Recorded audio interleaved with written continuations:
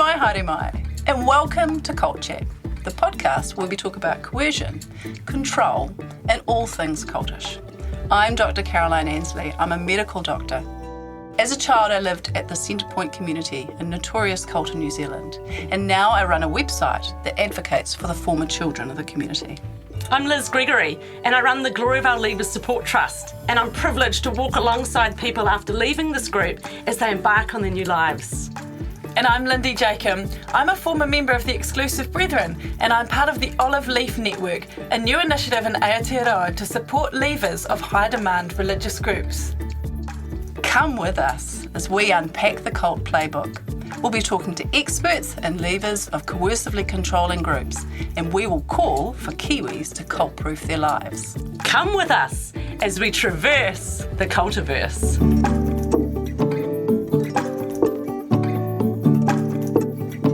A warning, this podcast contains references to subjects and discussions which may be difficult for some people to hear. Please take care of yourselves and your whānau when listening.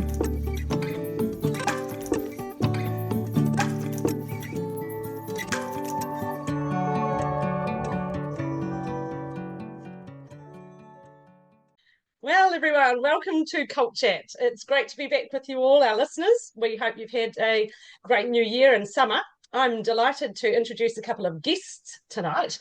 They're replacing our usual hosts, Kaz and Lindy, because they deserve a break too. But I don't think you'll be disappointed with who we've got on here.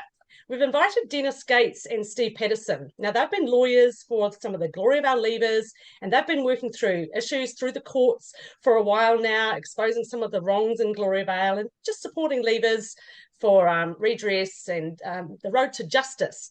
And I often get asked, where are things at? Are the court cases over? Is everything working out? So we thought it would be an amazing opportunity to round out 2024 and introduce 2025 with what's been and what's coming ahead. So welcome to the show, Dennis and Steve. Yeah, good evening, Liz.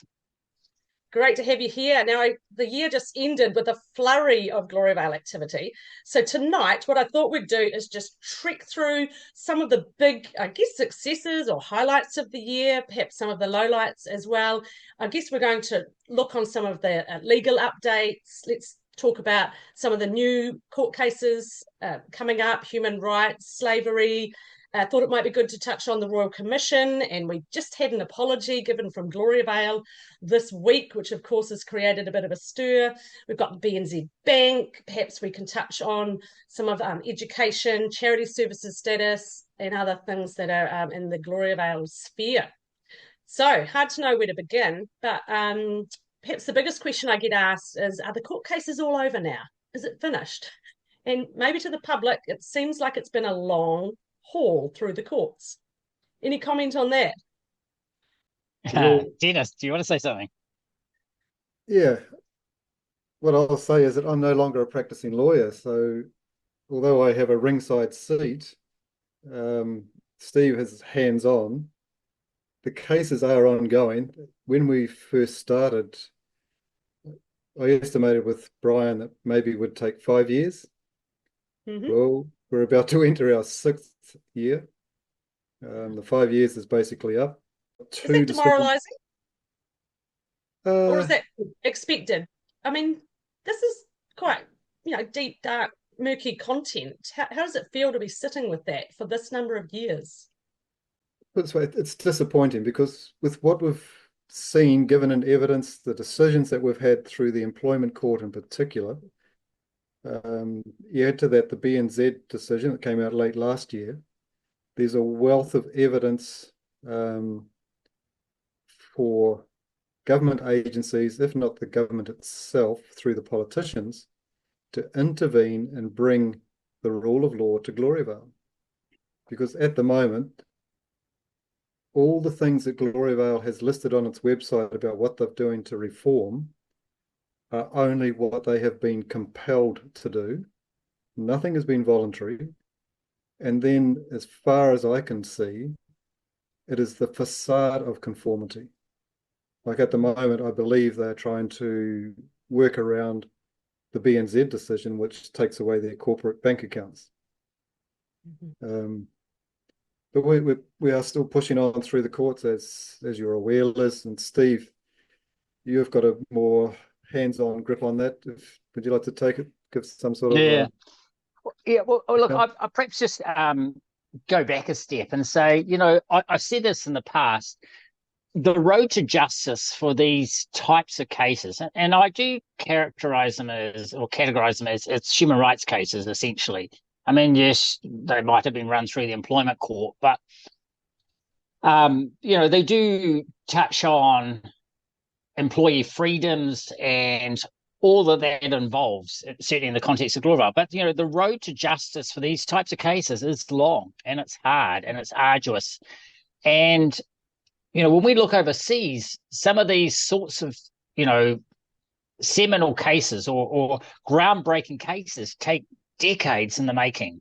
So in some respects, getting some decisions through, like if we go back, the courage decisions. So that's the three boys, Daniel, Jose, and Levi. Now that, actually, Dennis, you won't believe it, it's actually almost 3 years to the day next month. We sat up in that apartment in a virtual courtroom because I think we still had some of the effects of COVID and some sort of partial lockdowns. Mm-hmm. And we got a decision, and like 6 months later. And so people might go, well, if you got a decision 2.5 years later, have the boys been paid their wage and employment entitlements for all those years? And the answer is no, they haven't. So on one hand, you look at it and go, well, what actually have you achieved? And yet the BNZ use that decision as the basis for their claim to debank or seek to debank Gloriavale. So sometimes I wonder, if the outcome of these cases sort of comes in unexpected ways, or the benefits. I mean, I am genuinely convinced at some point, the boys' case, there will be a compensation paid to them. But it's still good to see that it's forms the basis for others to take action, and so I take that as a win. So we're starting to see compounding cases now, aren't we? And I think there's a strength in that. I think about Westland Milk, because 2 or 3 years ago, Westland Milk was claiming under pressure from some customers they weren't going to take the milk from Gloriavale. And so they put pressure on Gloriavale, and Gloriavale ended up sort of contracting out the milking arrangements for a couple of years. But Gloriavale are back in the seat now, and Westland Milk are still taking their milk. Does anyone have an update on that? Is that a case that will progress through the courts where Westland won't pick their milk up because of the link to slave labour, or have they given up that one? I wasn't aware it was a legal case, so no, I don't understand it to be one. But actually, it reinforces Dennis's comment, which is, sometimes, the apologies given by Gloriavale or the commitment to change. Some might argue that it's just a facade, and they're back to the old practices. I don't believe that's true, because the young boys in Gloriavale are being paid a wage, as I understand it, or under some sort of contracting arrangement. So it has forced change there. I wrote about that recently. What does change mean? We talked about it. Leavers wanted meaningful change. What does that mean? And actually, what they're asking for is a heart change. They wanted an acknowledgement that they had been wrongly exploited and treated. But what they see is Gloriavale trying to manoeuvre around the edges of the law to make it look like they're complying. But the heart change isn't there. They don't actually think those people deserve payment or should get payment. And they're giving a little bit of grace to the younger fellows who are now getting money in their bank because they're being looked at. And the young ladies, meanwhile, remember there's a girls' employment case, a decision's gone against them. The girls were found to be employees, but Gloriavale is appealing it. And the young ladies in there are still working long, hard hours, and there's no exchange of money going in there. So it's a very bitsy-piecey change occurring at Gloriavale. But you're right, any change that has occurred has led to some people's freedom, and will continue to, I guess. Yeah, but isn't that qualified? Because as I understand it, when those individuals got their control of their own bank accounts, so to speak, pressure was then put on them under the concept of unity and the common purse to give the money back to Gloriavale. Yeah. Now, if that pressure is still there, if that is still the day-to-day modus operandi, it's a common expression in the legal sort of jargon you see on TV, you've got a facade. There's a pretense of change that we are giving them the money, but we are using psychological and other pressures to compel them to give it back. Yes. Now, to me, that's the facade. Yeah, and the young men are feeling a pressure. If they want to continue their life in Gloriavale, and that means continuing on into marriage and further commitment, they know they're being watched. What they do with their money now matters. And so I know people that have been approached to hand over their young men money to support Howard's legal case. Or actually, I think a group of guys in there banded together recently in a very expensive boat was purchased, boat for pleasure that the rest of the community could enjoy. And so these young men would have felt like, I'm getting this money, I'm going to use it for the good of the community. Others are giving it to their family. Some parents still have control of those bank accounts. So there's quite a lot of variety, but no doubt about it. You're right, Dennis. If you want to be seen as loyal and to continue your life in Gloriavale with what you think are the benefits, then you will be giving your money into the sharing pot. No doubt about it.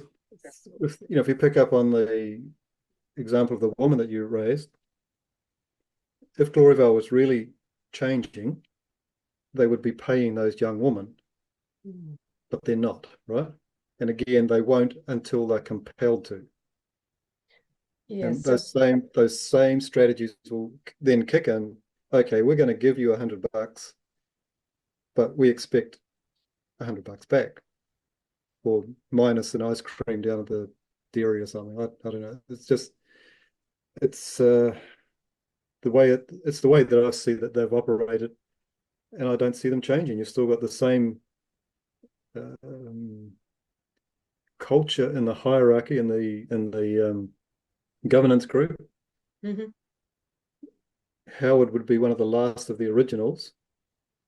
But given that everybody in Gloriavale now, or virtually everybody in Gloriavale now, has been born and raised there, that's the culture they come from. That's the culture they know. That's the culture they'll follow.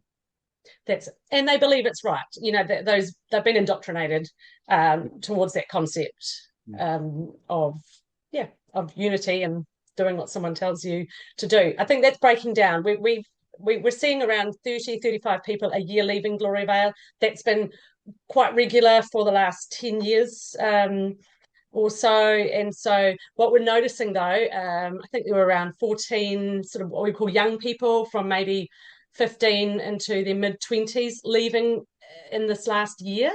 And that's quite an increase on singles leaving. Often you get a family that come out with 10 or 12 kids, so that would, bump up the number of children that came out. But there's a lot of individual singles leaving. That will lower the marriage rate, and there haven't been marriages for at least 5 years in there. And so that is going to have an impact, I believe, moving forward. Some of these young people are keeping their money and they're putting it away for a rainy day because they're not planning on living in Gloriavale forever. And so they're just living there's a little bit of a third world. There's the us versus them, our world versus your world, the black world and the white world, and now there's this grey area with these young ones. There's another world forming, and we find as a Leavers Trust we have to somehow try and collect up some of the people who are falling into this middle world. They don't feel like they fit in the new world. They're getting a bit rejected from that one because they want to progress and move out. Somehow we need to create a safe space where they can remain living at Gloriavale while they transition out healthily. But that's hard with the indoctrination. There's still shunning and rejection going on. Okay. Steve, do you want to talk about a couple of the other important cases that are coming up this year? Yeah, and look, you touched on it, I think one of your opening lines was, well, aren't the cases all over? And the answer is, if only. It might be worth sort of traversing the last year of legal cases in conjunction with Gloriavale. So obviously most people will be aware of the BNZ decision, and as lawyers for the Leavers, as opposed to Leavers Support Trust, so we don't have that involvement. But we're not involved in that. That's a BNZ matter.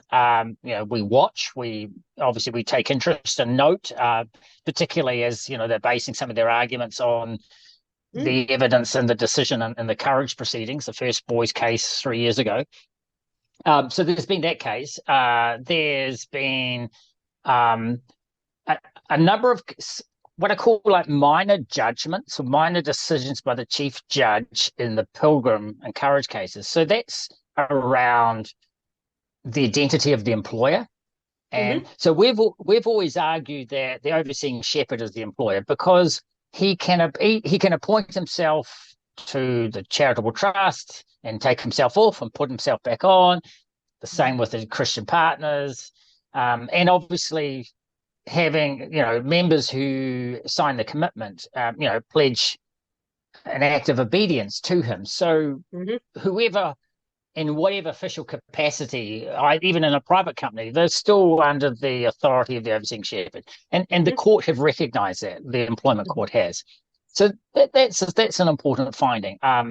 There was a cost judgment that came out this year, and some of your listeners might go, what on earth is that? And that is where, in our legal system in New Zealand, in case you have international followers, if you are successful in proceedings in court, you're entitled to the costs for your legal representation being met. Not being met. It's certainly a substantial discount on what it really costs. So in this case, the chief judge awarded $276,000, and I think some of your listeners will go, "Wow, the lawyers have done well." And I think it's worth talking about that because what people may not realise is there's probably, and Dennis might correct me if I'm wrong here, there's probably about 7 cases on the go at the moment. And we've been working on these cases for at least 4 years, possibly 5. And there's a legal team, coming and going, but essentially around 4 to 5 people. Can we just interrupt and note at that point that Brian Henry is an important part of that team. He's not here joining us tonight, but we're going to give a nod to Brian. He has instigated most of these court cases. And Dennis, he's driven it. He's the legal mind behind, where the success is, purely and simply, rests with him. But looking at it this way, 5 people, 4 years. You break $270,000 down. Actually, it's probably not much more than above the minimum wage when you work out the hours. So, for me as a business owner who have employed other staff to cover my wage, my place, this simply is a reckless financial move. So, it's actually not that much. And of course, that's all dependent on it actually being paid. Yes. The judge ordered to be paid by Christmas Day or thereabouts. It hasn't. I was going to ask because I knew there was a date. I just assumed, of course, Gloriavale have paid. I've seen their partnership wage slips that says they've been putting aside $150,000 a month to pay legal fees. Clearly not yours. Maybe their own. No. So What happens then if you're ordered to pay by the court? Gloriavale is ordered to pay you money by a certain date and they don't pay? What happens? Yeah, Brian has a strategy in place for that, which we'll say for another day. Yeah. I doubt that Gloriavale is going to appreciate it when he starts down that path. But again, Gloriavale being selective in its use of what we believe, there's a provision in what we believe that you pay your worldly debts, that you comply with the law of the land, etc. Now, the law of the land ordered the overseeing shepherd to pay that money by the 25th of December, and it hasn't been paid. And we've received indirectly a message to the effect that it won't be paid. And that really flies in the face of the apology released yesterday. Just going to mention that. They apologised to the harm they caused those women and those men. Now, part of the abuse was defending those court cases where they tried to claim there was no harm, that this was all done voluntarily, and Gloriavale is, heaven on earth. I know. The ultimate responsibility for our fees is our clients, and the contribution that Gloriavale has been ordered to pay would go some way to alleviating the liability of our clients for those fees. But that concept wouldn't have even entered the minds of those in charge in Gloriavale. No. And to give you an idea of the amount of money they're willing to spend at a very, very early on in the stage, about 6 or 7 months into the first case, the John Reedy case, one of the lawyers on the other side told me that they had billed $500,000 to Gloriavale in those 6 or 7 months. I had heard that through the Gloriavale network too. Yeah, well, this is from the lawyer himself. That's from. You're getting him in trouble, Dennis. Oh, this was not in any privileged sort of communication, because the lawyer was proudly saying, "Oh, we think they're hard done by, and we're not going to charge them anymore." Well, I doubt they've done the last 4.5 years for free. We know they have. We know they have. No, they're spending a lot. You commented on an apology, Dennis, and I just want to remind our listeners that just in the last recent while, there's been a Royal Commission of inquiry into abuse and care in faith and state-based settings, and Gloriavale was heavily represented in the final report findings. I condensed the 2,500-page report down to just things that related to Gloriavale, and it was still 84 pages. A lot of fault was found, and I'm not sure why, but the Royal Commission decided that it was going to request apologies from particular groups of people, and the overseeing shepherd, Howard Temple, was chosen and selected to apologise on behalf of Gloriavale to all the people that harmed. Now, I have a problem with a group like a Royal Commission requesting that a group apologises to another group, because all it does is creates another opportunity for harm. If the apology is insincere, if it's not backed up with actions, then it's actually utterly meaningless. More than that, it creates more harm. So Gloriavale did not have a victim-centric approach. It took 6 months to deliver the apology, and out of the blue, just recently, they posted it on their website, read out a one-page apology to the people at their meeting, and then sent it to the news media. Most leavers found out about it because it was put on social media. That's not how you treat people you've harmed. And then on top of it all, they said they looked about like they'd lifted it out of someone else's apology, saying things like, "We honour the courage of people who spoke up." And I'm sitting here shaking my head thinking, well, you're still defending court cases and you're still shunning people who speak up. That's not honour. These guys were using words they don't even know what means. Sympathise. What? It's not in Gloriavale's vocabulary to sympathise. Leavers have just been hot on the phone. They're really angry and upset. Yeah. Again, it comes back down, as I've said, I think twice now. Gloriavale only does what it's compelled to do or feels compelled to do. And the thing that's missing from my reading of that apology is the element of remorse. Yes. It is totally absent. I don't think it exists in their psychology to be remorseful. It doesn't, and that's the issue, that there's a real lack of empathy, and the Leavers will say that it's a cultural issue, and a lot of them said they're using these words and they don't even know what these words mean. Like, we're going to continue to support people. What? Really? You haven't started. They've got no concept of what support means. They threw in the word redress, but look, it was a shambles, really, and yet it had some beautiful words. And if you were just the average Kiwi, you'd probably read it and go, wow, what an amazing apology. I had someone email me and text and say, oh, I hope this begins a real change movement in Gloriavale. And I just wrote back and said, nothing different happened today than happened yesterday, and nothing will be different tomorrow. And a real apology would come with repentance. It would be, there would be a whole lot of things that accompany that, but they're not words that and concepts they have in their culture. And so it's fallen pretty flat. Just on that, the apology goes from 1950 to 1999, right? That's Yeah. that's lifted out. That's lifted out of the commission, I presume. Yes. Now, if it was a genuine apology and they were truly remorseful, Yeah. there is nothing stopping them to extend the apology to today's or yesterday's date. There's Terrible. nothing at all. And they knew that the Royal Commission had expanded its terms of reference and was giving discretion for abuse that occurred past 1999.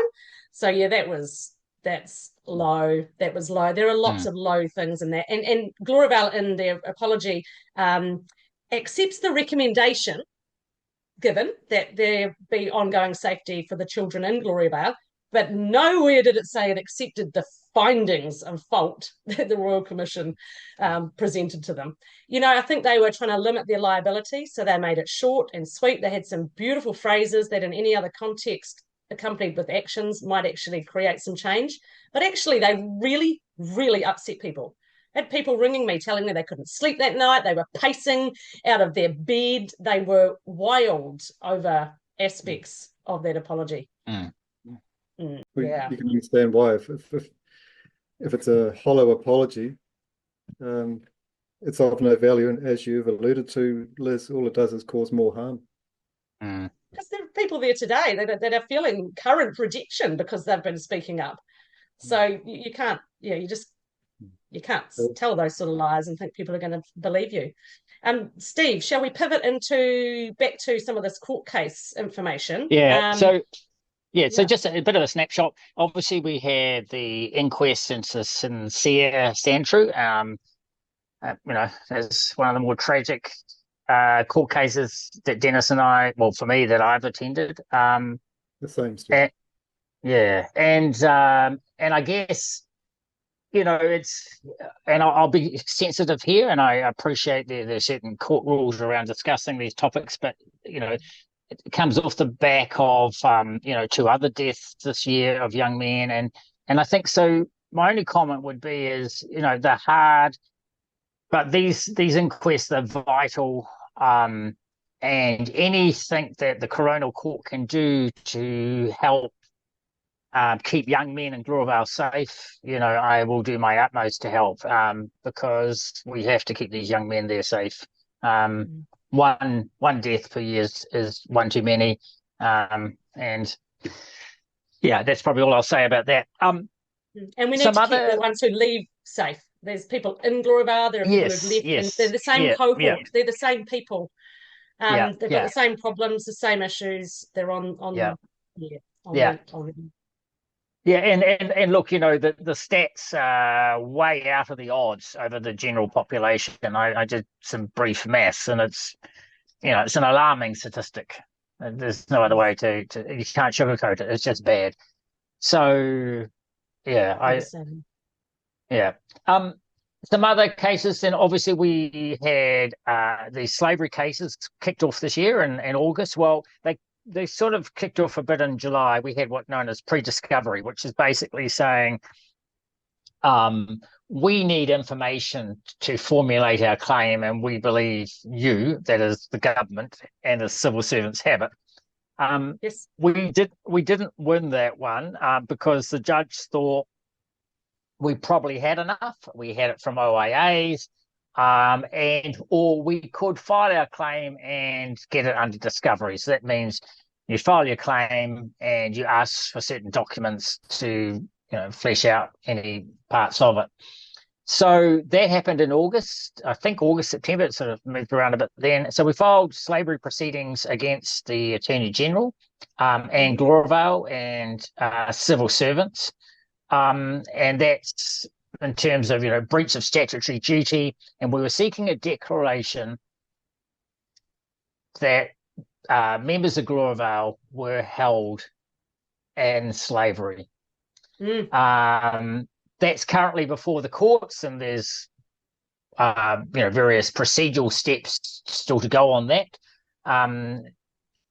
But probably interestingly, the 24th, I think it's the 24th, I probably should check it, 24th of December, the Chief Judge Inglis in the Employment Court issued another judgment. And this is, Okay. I don't know how many people know about this, but essentially the Attorney General, if you'll go back to Courage and the Pilgrim trials, the first defendant was the Attorney General, was the Crown. That's right. Gloriavale was named number 2. And that was their failure to act on employment exploitation when it had been presented to them clearly that it was occurring. We had pleaded it was a breach of their statutory duty to investigate and take action in respect of the Labour Inspectorate, and so we pleaded that as a breach of statutory duty, and it was as a tort claim and seeking compensation. And then part 2 was against Gloriavale, that the plaintiffs were employees. So the court split the proceeding in half and dealt with the second question first, which was were they employees? So made a determination on that. And they were.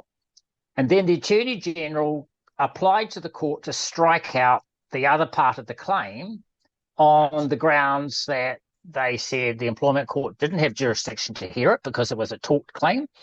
And secondly, similar proceedings, i.e. the slavery proceedings, had been filed in the High Court, and so therefore they should be struck out. They would just combine them together and have them heard in the High Court, basically. Yeah, and so the Chief Judge issued her decision on the 24th of December, and she said no. And the reason for it is, and she said that she does have exclusive jurisdiction to look at the question whether the Labour Inspectorate had breached its statutory duty and what it did or did not do in regards to the investigating alleged employment breaches at Gloriavale. Okay. And she invited the plaintiffs to replead their case for a judicial review. Interesting. So that is now afoot. Okay, and so that part 2 is proceeding ahead. Yeah, we've been invited to replead that claim, and we will be doing that. And for the obvious reasons that it's in a court that understands Gloriavale, it's sat through the evidence, it understands how it works, it understands some of the nuances and the issues here. It is restricted to the Labour Inspectorate, so we can't take it wider than that. But I think it's an important point to have be explored.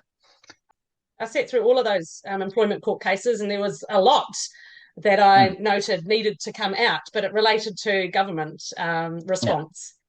Yeah. Now, the Crown will, I think they have until the end of this month to appeal that decision, and they most probably will. So how long does an appeal take? 6 months, 8 months?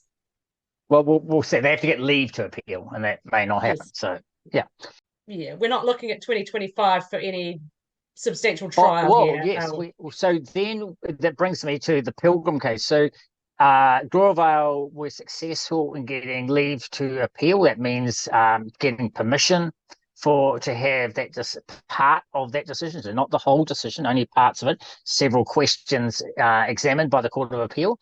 And Brian and I will be working on our submissions next month. They have to be filed by the end of February. And the court case in the Court of Appeal was set down for October of 25 this year, but a date could be found sooner, anywhere from when the submissions are filed in March through to October. A date could be found earlier. So there will be a Court of Appeal hearing before 3 justices on a couple of those questions. Okay. If Gloriavale wins those questions, what happens to the judgment from the employment court judge that the girls were employees? Well, I think that's premature because we can't presuppose what the justices are going to decide.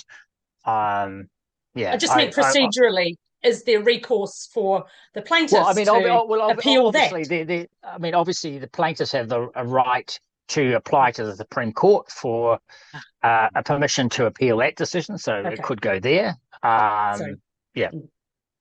Gosh, we always said, didn't we, that Gloriavale would be represented in every court of the land in the Okay, next well, few yeah, years, we're and it getting close. We're appears getting close. they're getting So, close. and the other one is the Human Rights Review Tribunal. That Yes. court, we are now on a timeline to a hearing, and we don't actually have a date, but we have timetables for preparing the common bundle. So my guess is probably in the spring, the late spring of this year, that hearing will take place, most likely Okay. in Christchurch. Yeah, that case it'll be interesting because it essentially examines the spiritual concept of shunning through the lens of the Human Rights Act. Wow. That's, shunning is the key. Shunning is the reason that so many young ones and those who leave fall into extreme mental distress and despair. It's the shunning and rejection. It is a cruel, cruel activity. And so I'm delighted that one's going to be tested. Yeah, and I think, I mean, because it raises human rights issues of whether we can test that. But, the interference in a family, separating a husband from a wife or a father from their children, siblings and parents. Typically, Human Rights Act cases in New Zealand look at discrimination in employment or discrimination when you're getting services from a provider or going shopping or in education or something like that. So this will be slightly novel in New Zealand, I would say. I would say there's all these court cases seem novel. We haven't had a slavery trial headed through the High Court before, I don't think. Have we had the likes of employment court cases where the government has been hauled in to stand? I mean, these all seem very novel.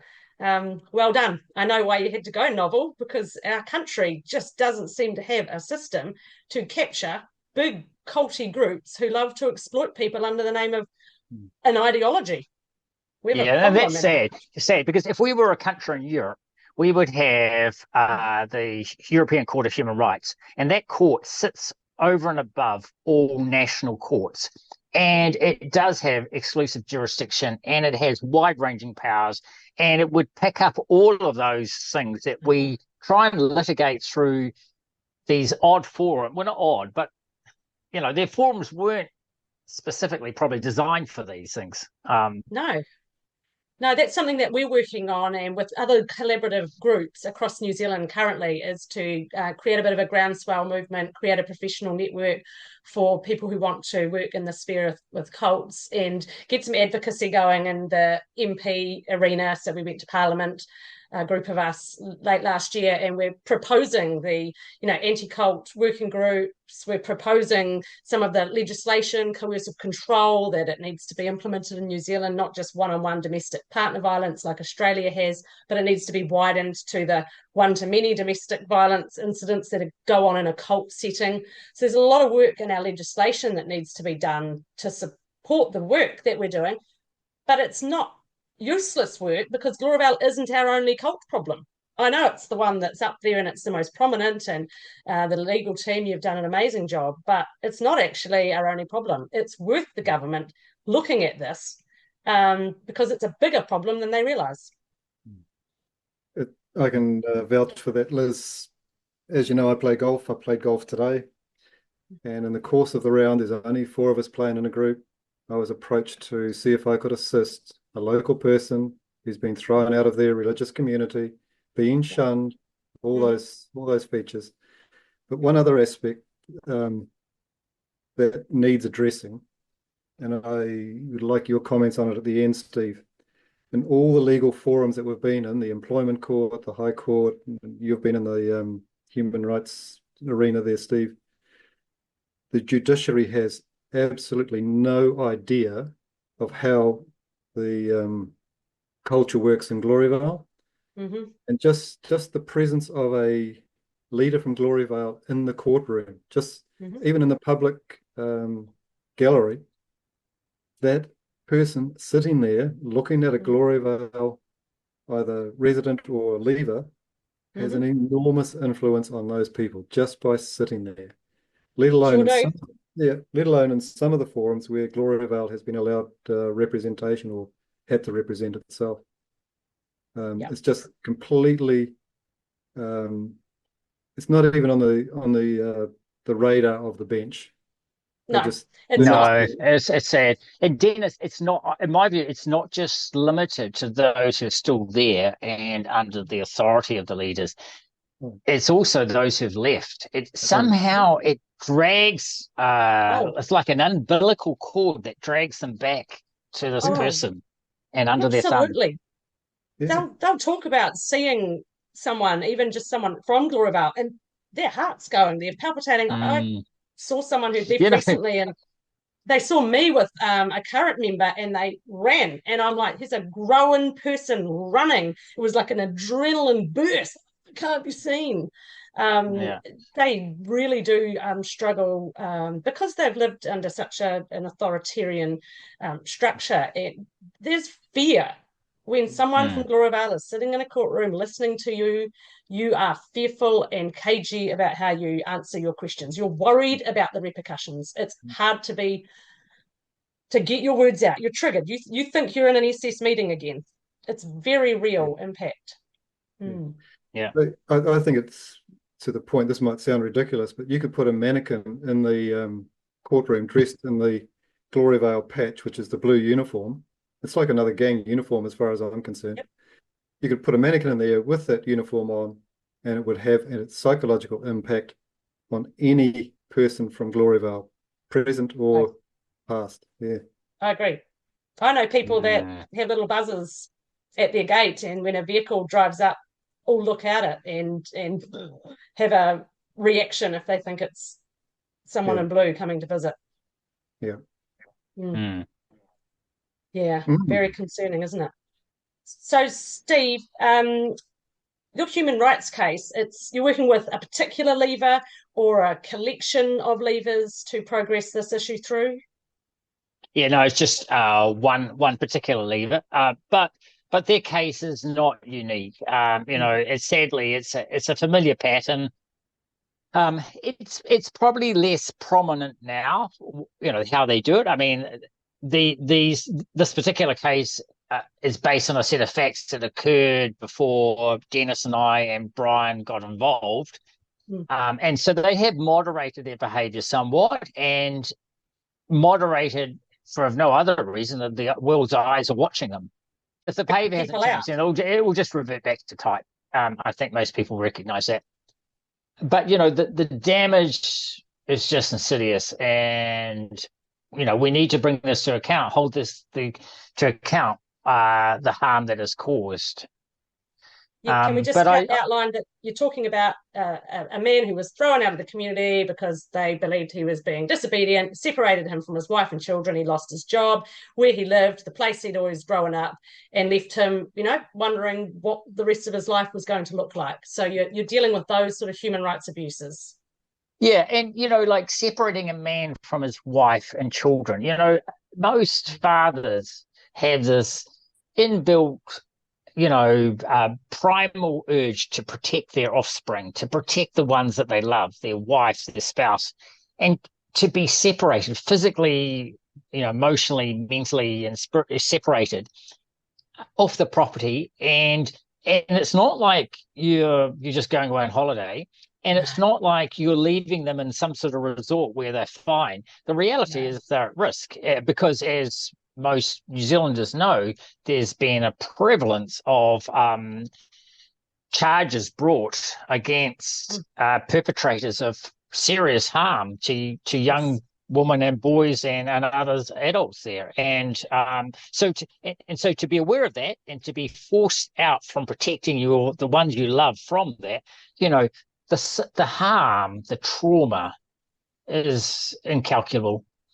And so there has to be an accounting for that. There does, and that's something that we haven't mentioned in our coverage of 2024. There were men imprisoned, and there have been various men imprisoned over the last couple of years. Some are now coming out. Some are wanting to go back into the community and be restored with their family. What we have is individual people, some being held to account, by no means all. But what we haven't seen are the leaders who they haven't been held to account for the way that they created a system where abuse was minimized, where it wasn't dealt with properly. When is that coming? The police indicated they were looking at laying slavery charges, 2.5 years ago? Well, How long do you wait? Yeah. It's a good question. I think you really ought to have Chris Luxon on the phone, because that's the only person who can really answer that one. Yeah, I mean, I find it appalling that they're sitting in court announcing that you're under investigation, Gloriavale, don't you, for slavery, servitude, and forced labour? And Howard Temple says, yes, well, yes. And I'm like, and what?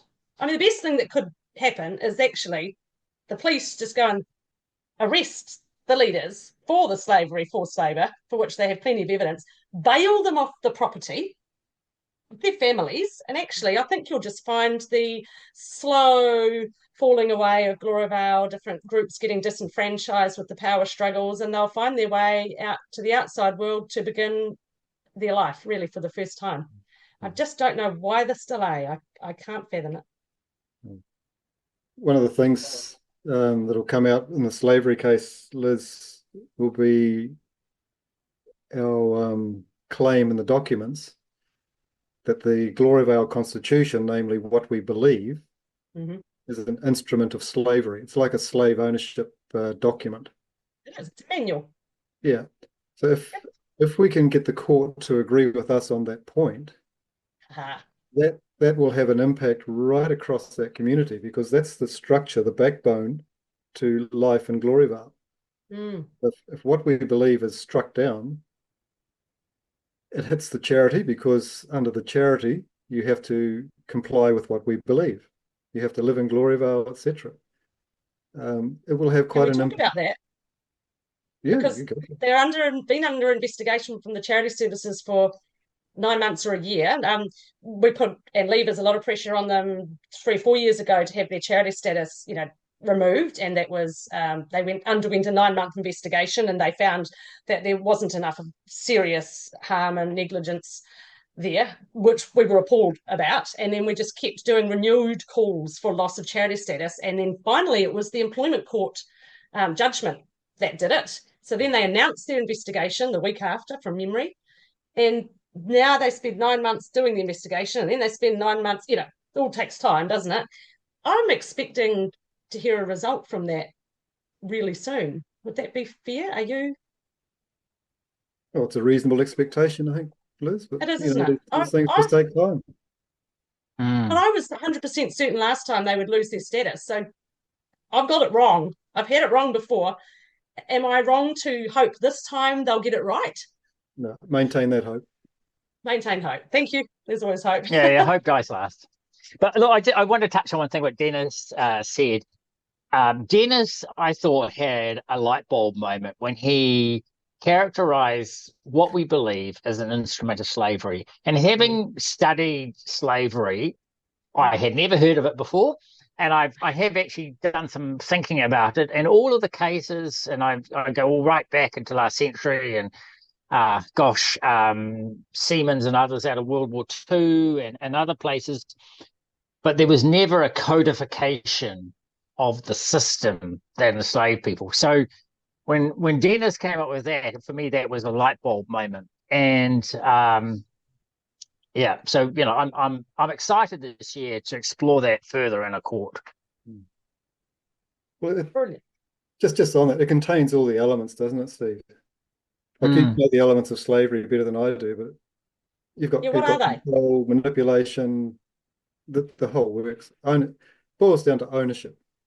Yeah, being able to treat somebody as a chattel. So if you think about that, like we don't really use the word chattel these days, but if you think about something around your house, maybe, I don't know, whether it's your pet dog or some piece of furniture, and so it's the ability to say, well, I'm not going to use it now, so I'm going to put it in the spare room so I make choices where it can stay and reside or where it can be, or I'm done with it now, so actually it can go off somewhere else and do something else. So like if you say, yeah, my pet dog, no, I don't actually want it around the house. It can go off to my son's house or somewhere else. I get to direct where it goes who it hangs out with. I can What I dispose of feed it it. when when I feed it. When I clothe it. I can dispose of it when I'm done. All those sorts of things. That's slavery in its purest form. There are some more. Slavery is also an umbrella term, so it picks up things like forced labor. So forced labor is not to the same extent, but forced labor, is about having to provide a service or work under the menace of a penalty and not being able to change. And so you go, some people would say working at Gloriavale was that. They couldn't leave. If they did leave, they lost their salvation or were at risk of losing it. And they didn't volunteer to do that particular job. Servitude would be another. Servitude really is forced labor, but with the element of having to reside on the property. And you go, yeah, I think I've heard that one somewhere before. Most people know child labor. Trafficking would be another one. And there have been claims by others in the media that some of the women in India raised questions of potential trafficking. And that came out in the movie 3-part doco this year. That was a highlight of 2024, Escaping Utopia. That's now gone to Australia, Britain, and I expect it'll be aired in some parts of Europe, and I expect there'll be other countries will pick that up. So that was a hugely important documentary, wasn't it? First time the exposure of the Indian Gloriavale community. Yeah. So I'm,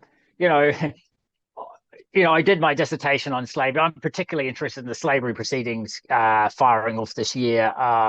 That's where my heart's at, because that for me was a story of John Reddy, a man, who started this all off, a man without freedoms.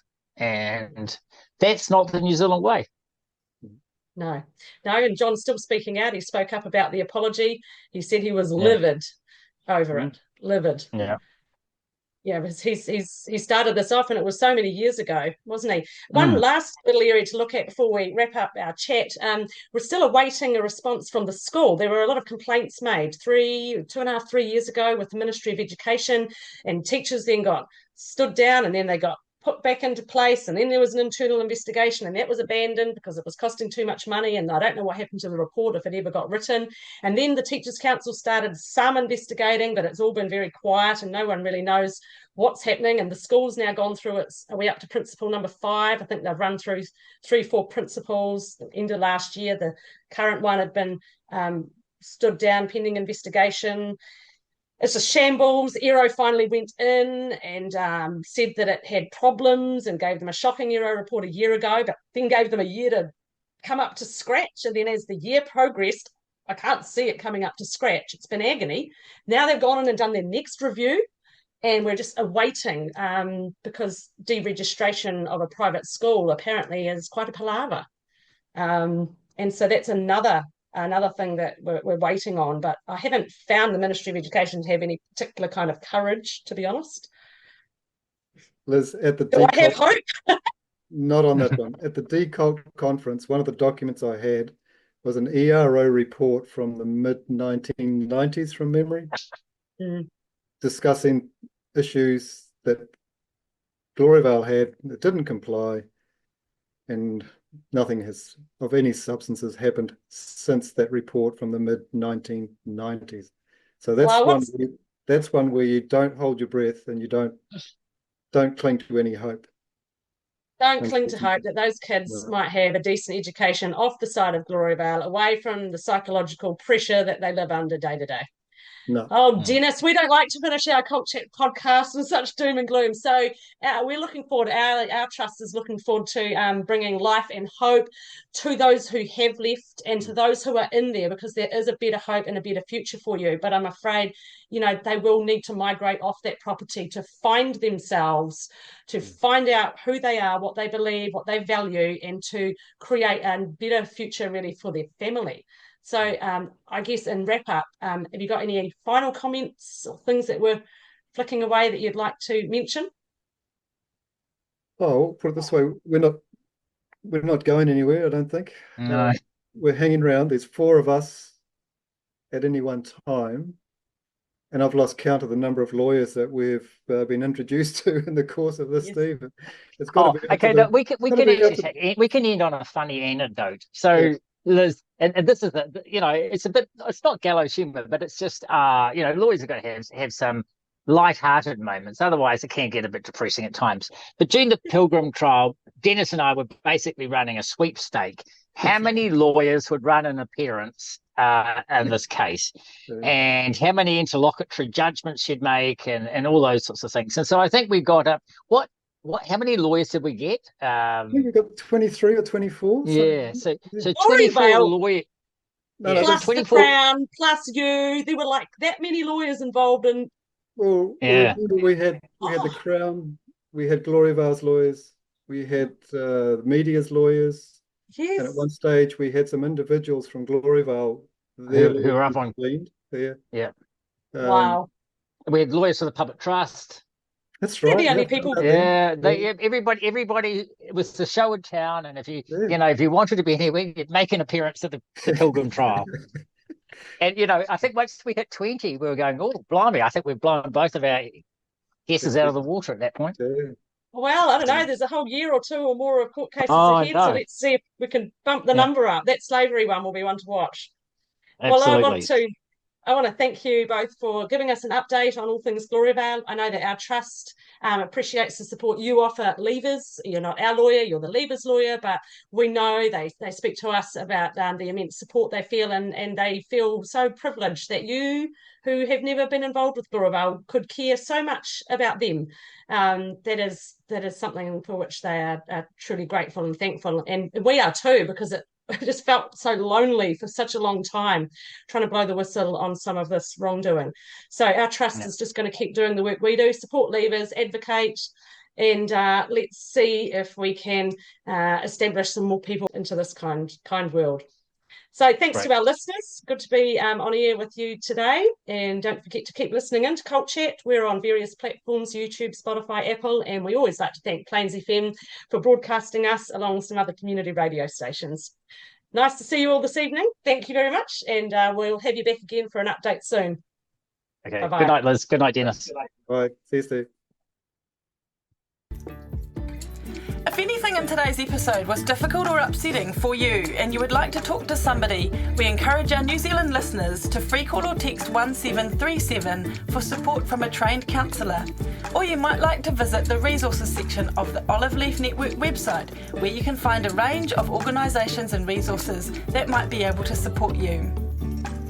We would also like to remind you that the views and thoughts and opinions that have been expressed in this program are the speakers alone, and Cult Chat does not necessarily endorse or share them.